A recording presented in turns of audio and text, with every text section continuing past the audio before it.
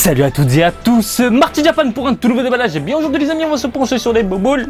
Il y en a 4 boboules, les Dragon Ball UG08. Vous savez, moi je suis un grand fan de ces petites figurines là, hein. Ce sont des gâchapons, ça se trouve dans les machines un peu partout au Japon. Ça coûte 500 yens la boule.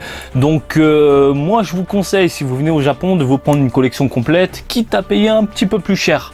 Voilà. Après, si vous achetez à l'unité, pardon, ça coûte une blinde, hein, parce que là les personnages du jour, eh bien c'est des personnages assez convoités, hein, par les collectionneurs japonais, donc forcément les prix sont assez variés, mais surtout piquant. Oula, je fais tomber la boboule, ça va pas aller Marty? Oui, tout va bien. Écoutez, c'est sorti fin septembre, je crois. Oui, fin septembre dans l'archipel. Comme je vous l'ai dit, ça coûte 500 yens. Et puis, on va se pencher sur tout ça. Alors, la boboule, on va l'ouvrir, hein, voilà. Je vous montre rapidement le petit papier à l'intérieur, donc des UG, Dragon Ball Super volume 8.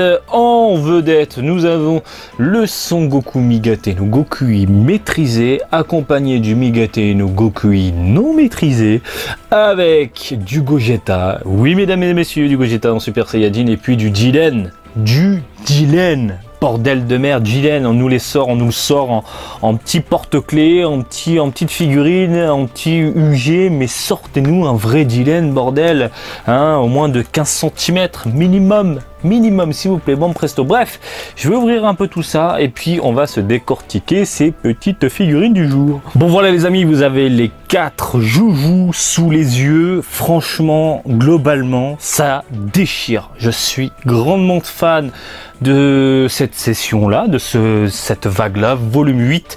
Il y a du lourd. On va commencer en douceur avec le Goku Migate no Gokui non maîtrisé, avec une modélisation très choupinou. On est dans du décalé, du SD, à savoir du déformé, grosse tête, petit corps, donc une modélisation très UG au final, hein, de cette gamme là. Modélisation assez mammouth, pardon, du torse, du corps globalement, ça rend super bien. Le regard, ben, du Goku, hein, du bon Goku. Les cheveux, ben, j'adore. Franchement, l'idée est vachement cool.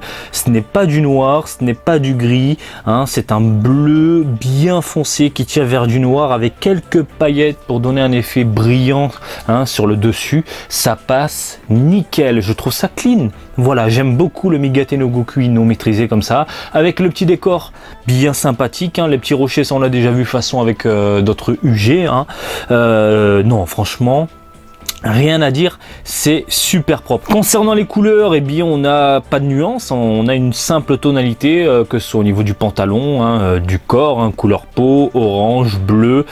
Pour les cheveux, bien c'est un peu spécial, hein, comme je viens de vous le dire, hein, ça nous sort la figurine, le petit joujou se distingue un peu de cette gamme là, de ce lot là, hein, souvent avec du transparent, pas trop, voilà, un poil dégueulasse. Non, ça rend super bien. Et les yeux sont métalliques, argentés, brillants. Le Goku, il veut taper du monde. Voilà, là franchement c'est classe. On va passer au Goku Migate no Gokui maîtrisé, et cette fois-ci en termes de couleur, de toute façon vous pouvez le constater à l'image, c'est différent. Je pense qu'ils ont voulu projeter, vous imaginez un peu l'aura autour du personnage, donc les couleurs sont un peu plus vives, un peu plus éclairées, hein, par rapport au Migate no Gokui non maîtrisé.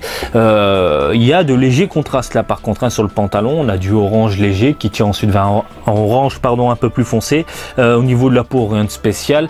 Par contre les cheveux là, c'est gros carton rouge pour moi. Le transparent ne va pas du tout avec le personnage et cette transformation là. Je m'explique, regardez, voilà, on voit l'intérieur, c'est vraiment, mais alors vraiment pas beau. Ce n'est pas le crâne du personnage, hein, c'est juste que la figurine elle a emboîté, du coup ça se voit, ça rend pas bien. C'est vraiment dommage parce que le regard et la modélisation, enfin tout est top. Et là on a des cheveux transparents dégueulasses. En même temps c'est propre un peu à cette gamme là, hein. Moi je suis vraiment pas fan du transparent, mais je craque sur cette série là parce que je trouve le côté SD vraiment décalé et amusant. Voilà, donc non, franchement c'est vraiment dommage. On continue avec un Gogeta, mais voilà, hein, j'ai pas de mots tellement ça rend super bien. Le Gogeta en SD avec une tête complètement folle. trop mignon, trop marrant, on a envie de lui faire un câlin quoi, il est chou quoi, il est chou avec son nez de Pinocchio. C'est propre encore une fois cette gamme là, ce côté décalé, je suis grandement fan, une pose populaire, franchement une modélisation fantastique, la petite ceinture comme ça dans le vent, ça rend super bien, les pecs, les abdos, etc. La modélisation est top, on a du bon Gogeta comme on adore, hein, la bonne mèche qui va bien, pas vraiment de couleur, pas vraiment de contraste, hein, on a vraiment une tonalité neutre, on a un peu, enfin légèrement de la peinture qui déborde, mais c'est pas très violent, ça se voit pas trop étant donné la taille de la figurine, hein, par rapport à moi, vous pouvez le constater, c'est vraiment tout petit, les cheveux transparents bien évidemment, c'est un peu le défaut de cette figurine là, mais c'est pas si dérangeant comparé au Migate no Gokui maîtrisé. Là non, franchement ça rend super bien, hein, dans l'ensemble, hein, le jaune bien éclatant comme ça, hein, on voit le personnage de cette manière là, façon ce côté un peu brillant, voilà, hein, dans le film il est vraiment mis en avant, ce côté éclatant, là je trouve ça vraiment classe, et puis la petite auréole sur le dessus, c'est extrêmement bien pensé, ça rend encore une fois super bien. On termine avec le king attendu par énormément de collectionneurs de la figurine, du Jiren. Alors modélisation qui est vraiment bonne. Voilà, de toute façon Jiren a des contours hyper simples, hein, on peut pas le rater je pense, hein, voilà, c'est du rond, grosse tête, corps baraque, petite gambasse. Voilà, ça c'est Jiren bien énervé, et en parlant de gambasse, il est en train de cuire au niveau du sol. Voilà, c'est le coup des flammes. Franchement, bravo, j'aime bien l'idée, j'aime bien le délire. Après, voilà, la tenue brillante, mais vraiment flashy, genre discothèque.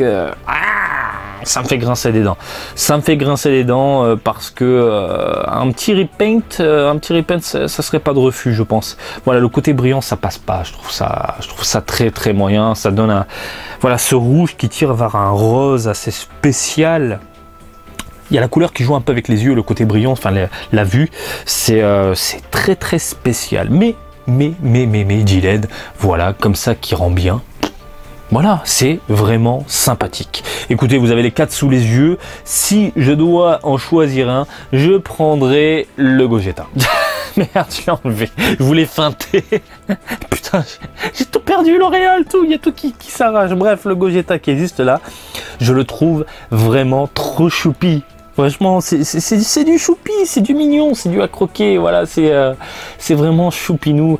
Voilà, écoutez, dites-moi dans les commentaires quel est votre personnage préféré de cette gamme-là, de ce volume 8-là. Hein, franchement, Gogeta est sympathique, le Migate no Gokui non maîtrisé de même, le Jiren, quelques défauts, le maîtrisé au secours. Voilà, j'espère que ce petit déballage du jour vous a plu. Comme d'habitude, je vous invite à me suivre sur Twitter, Marty_Japan pour de l'actu Dragon Ball en direct du Japon, mais aussi sur Facebook, Marty Japan, des bisous du Japon. Et je vous dis à très bientôt. Allez, salut, bisous, ciao, ciao.